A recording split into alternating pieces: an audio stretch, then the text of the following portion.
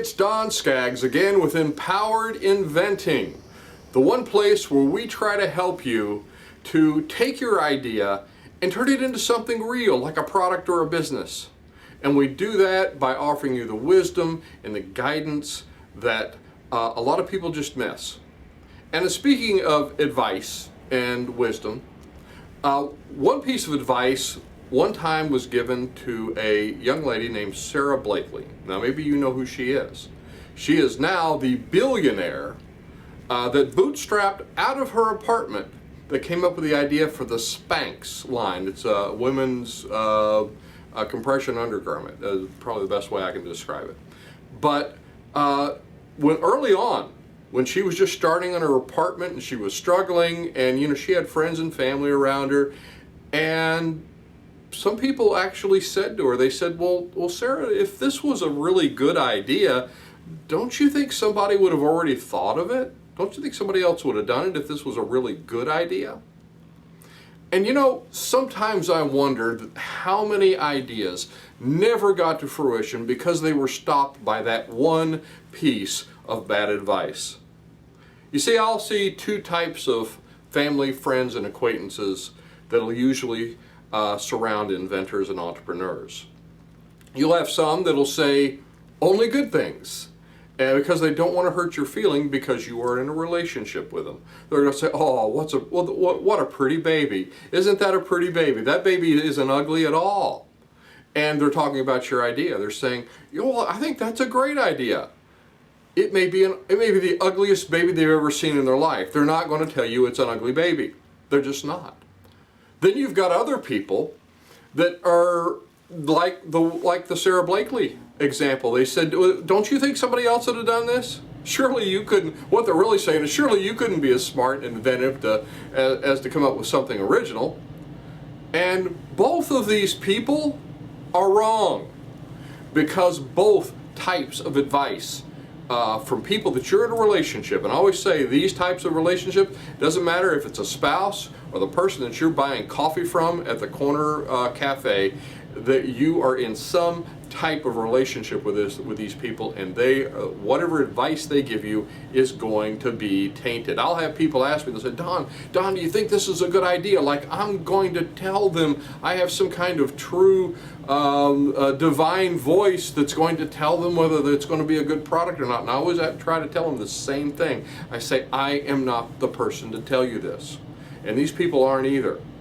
Instead, you need to listen to the true voice of the market. People who are actually going to want to buy these things. You need to reach out to them. You need to connect with those people at the proper time when the proper steps are taken. We teach things about that. And those people are the ones that are going to say yes with dollar bills. And nothing is a truer voice than customers saying, yes, you are solving my problem. Here, let me give you a certificate of appreciation for solving it, called a dollar bill. So listen to those people in the marketplace. That's the true voice. That's where you're going to get the real answer.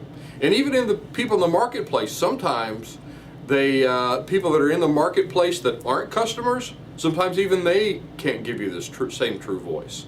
If it's someone that's in that industry, maybe a competitor or a co-worker or just someone else, they might, again, that's just another relationship.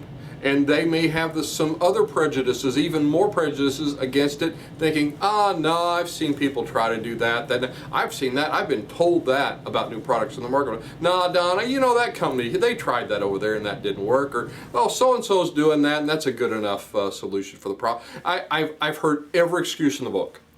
And usually that advice is wrong. Why? Again, they're not the one that's buying it. They're not the one with the problem. It's the people with a problem that you're solving, and they're saying, yes, I really, really want this. Shut up and take my money. Solve my problem. So when you listen to this true voice of the market, really, really listen to it. Because a lot of times you think you're listening to these people, and you're really not. Sometimes they'll just say they don't want it. If you're hearing enough of that, something's wrong. It's a red flag. Could be a wrong product, could be a wrong market, could be a wrong lot of things. Maybe they say they don't want it that way, And we always say this, especially when you're doing demo types and you're out there with them. And you don't want a lot of bells and whistles. You don't want that feature creep on those demo types, because once you get it out there, customer's going to say, well, you know, that part over there, I really could care less about that. But now if you had this, if you added this little piece over here, why I'd pay double for that. So they listen for those things. And sometimes they're not sometimes they're a lot more subtle than how I'm describing it here. So you have to really have your ear to the ground, and you have to really watch and listen for these things. Or maybe they want other things. Maybe they're like, well, that's not really what I wanted to solve my problem. I want this. I want the, you know, if they had something like this, well, yeah. So listen for those things as well. If they want different things than what you have, different types of solutions. And again, you have to talk to a lot of people. You have to hear from a lot of people. You have to take an aggregate of a lot of that information, but they have to be from real potential customers. So anyway, I hope this was helpful. Again, I'm Don Skaggs. This is Empowered Inventing TV. Be sure and like and subscribe. If this has helped you, if you think this might be helpful for somebody else, please share it. And we want to help as many inventors and entrepreneurs out there as we can. And I'll look to see you hopefully at the next meeting, maybe one of our workshops, one of our online classes. No matter where you are, you can always go to those, or at least on the next video.